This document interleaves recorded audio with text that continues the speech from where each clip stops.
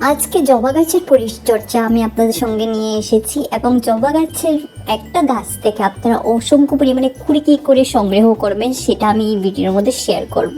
সমস্ত ঘরোয়া জিনিস নিয়ে, ঘরোয়া টোটকা নিয়ে আপনাদের থেকে 1 টাকাও খরচ করতে দেব না এবং কোনো মার্কেট ফার্টিলাইজারের আজকের এই ভিডিওর মধ্যে প্রয়োজন নেই। আমি সমস্ত ঘরোয়া জিনিসের পরিচর্যা করে থাকি এবং ঘরে বানিয়ে ফার্টিলাইজার ব্যবহার করে কিন্তু গাছ থেকে অসংখ্য পরিমাণে ফুল সংগ্রহ করছি। এবং দেখেন এই গাছটির মধ্যে বেশ পরিমাণে মতন পাতাও ভীষণ ভীষণ বড় সাইজের এবং ফুলের নতুন নতুন কুড়ি আসাও কিন্তু শুরু করে দিয়েছে। যে ফুল ফুটছে না এবং যেই গাছের মধ্যে ফুল ফুটছে না সেই গাছের মধ্যেও কিন্তু ফুল ফোটা শুরু হয়ে যাবে এই ভিডিওর মধ্যে আমি আজকে শেয়ার করেছি। তো বন্ধুরা একদমই ভিডিওটা স্কিপ করবেন না, যদি স্কিপ করে ফেলেন গুরুত্বপূর্ণ জিনিস মিস আউট করে ফেলবেন। এই হলো সেই জিনিসটি, এটি বাস একবার দিয়ে দেবেন মাসের মধ্যে এবং ইনস্ট্যান্ট আপনারা 1 সপ্তাহের মধ্যে প্রমাণ পাবেনই পাবেন। এটা আমায় মিক্কি মিনি গার্ডেন্সের থেকে আমি আপনাদেরকে গ্যারান্টি দিচ্ছি। তো বন্ধুরা একদমই স্কিপ করবেন না, চলুন তাহলে ভিডিওটা শুরু করা যাক।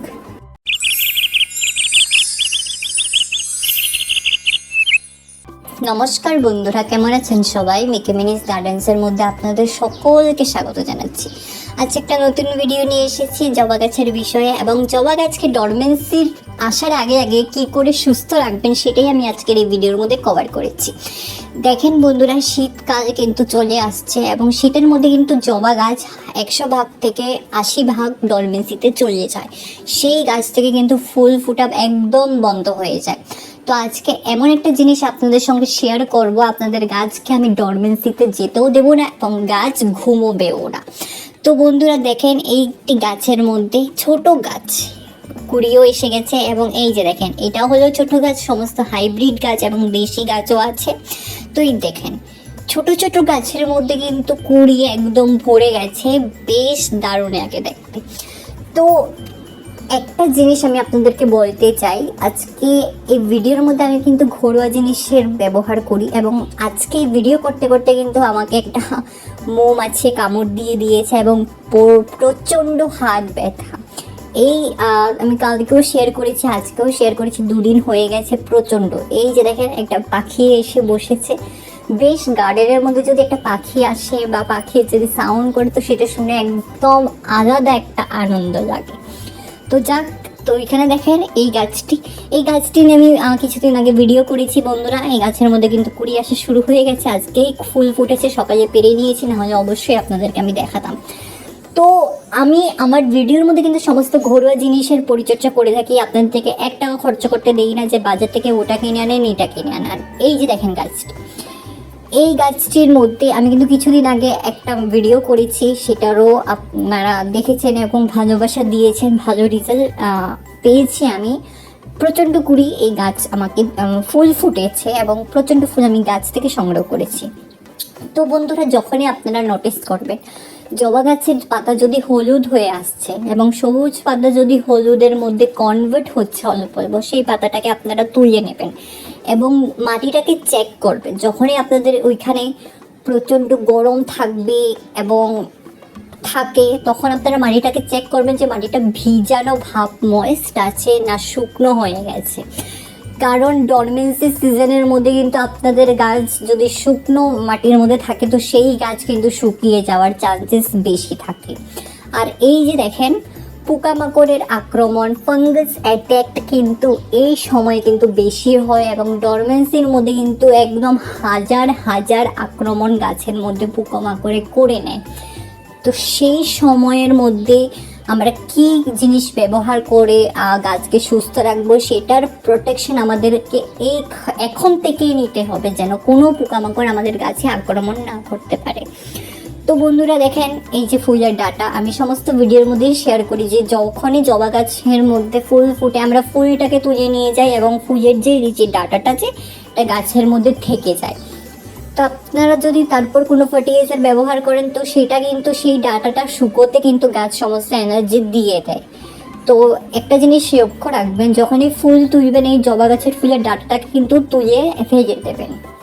আর এই যে দেখেন এই হলো সেই জিনিস, আজকে এইটা কিন্তু আমি রোদের মধ্যে শুকিয়েও আপনারা ব্যবহার করতে পারেন অথবা এমনিই ব্যবহার করতে পারেন অথবা লিকুইড বানিয়েও ব্যবহার করতে পারেন, অথবা রোদে শুকিয়ে গুঁড়ো করেও ব্যবহার করতে পারেন।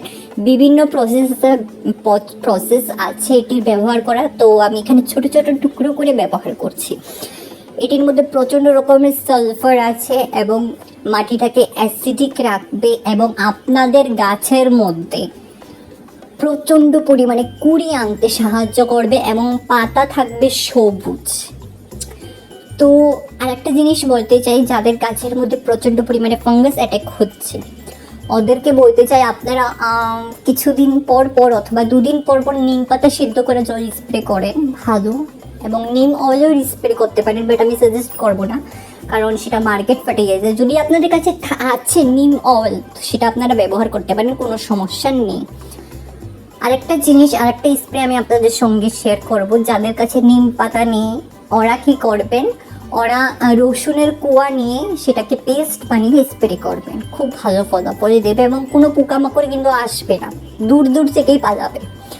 তো এই যে দেখেন, এখন আমি ফার্টিলাইজার ব্যবহার করবো, তার জন্য আমি মাটিটাকে কুড়িয়ে নিচ্ছি। তো জবা গাছের মাটি কিন্তু কুড়োতে হয় বন্ধুরা, তো এখানে প্রায় সপ্তাহ মধ্যে 2-3 দিন ভালো করে মাটিটাকে চেক করে করে কুড়িয়ে দিতে হয়, যাতে গাছ ডেভেলপ হতে পারে। আর অনেক বন্ধুরা কি করে, ফার্টিলাইজার উপর থেকে ব্যবহার করে জল দিয়ে দেয়, সেটা কিন্তু সঠিক প্রসেস নয়। সঠিকভাবে ফার্টিলাইজার কিন্তু নিচের মধ্যে ঢুকতে পারে না। তার জন্য যখনই আমরা ফার্টিলাইজার ব্যবহার করবো, একটা ছোট গর্ত করে নেব, সেই গর্তর মধ্যে দিয়ে তারপর উপরে মাটি দিয়ে ঢেকে দেবো, অথবা আপনারা এরকম, আমি যে মাটিটাকে কুড়িয়েছি এরকম কুড়িয়ে চারোদিক থেকে ফার্টিলাইজারটা ব্যবহার করে আবার কুড়িয়ে দেবেন, সেটা অটোমেটিক কিন্তু মাটির মধ্যে চলে যাবে। তারপর অল্প অল্প করে নিউট্রিশন ছাড়া স্টার্ট করবে, ফার্টিলাইজারের কাজ করা স্টার্ট করে দেবে। তো বন্ধুরা, আজকে এই জিনিসটা যেটা ব্যবহার করেছি সেটা হলো লেবুর খোসা। আমরা লেবুর খোসাগুলোকে ইগনোর করি, ফেলে দিই, বাট একদমই ফেলবেন না, এটা খুব ভালো এবং জবা গাছের জন্য খুবই ভালো, এবং ডরমেন্সি পিরিয়ডের সময় তো অনেকটাই ভালো, এবং আপনাদের গাছ কিন্তু ডরমেন্সিতে যাবে না এই জিনিসটি ব্যবহার করার পর। তো বন্ধুরা, এখন অল্প পরিমাণ মতন আমি জল দিয়ে দেবো এবং মাটিটা ময়েস্ট, তার জন্য আমি স্কিপ করবো। আপনারা যদি চান যে ময়েস্ট মাটির মধ্যে কিন্তু বেশি পরিমাণ মতন জল দেবেন না, নাহলে পাতা অটোমেটিক হলুদ হয়ে যায় অতিমাত্রায় জলের তাপেও। তো তাহলে চলুন বন্ধুরা, যদি আপনাদের এই ভিডিওটা ভালো লেগে থাকে তাহলে অবশ্যই আপনারা আপনাদের প্রিয় গার্ডেনিং ফ্রেন্ডসদের সঙ্গে শেয়ার করবেন, আর অবশ্যই আমাকে কমেন্ট করেই জানাবেন। আরেকটা কথা আমি আপনাদের সঙ্গে বলতে চাই, আমি সমস্ত কিন্তু ঘরোয়া টোটকারি ব্যবহার করে আমার বিভিন্ন ভিডিওস আমি শেয়ার করেছি, সেটাও আপনারা চেক আউট করতে পারেন। তো তাহলে চলুন বন্ধুরা, পাশে থাকবেন, আমার চ্যানেলটিকে সাবস্ক্রাইব করে দেবেন, একটা নতুন চ্যানেল। তো পরবর্তী একটা নতুন ভিডিও নিয়ে আবার আসছি। ধন্যবাদ।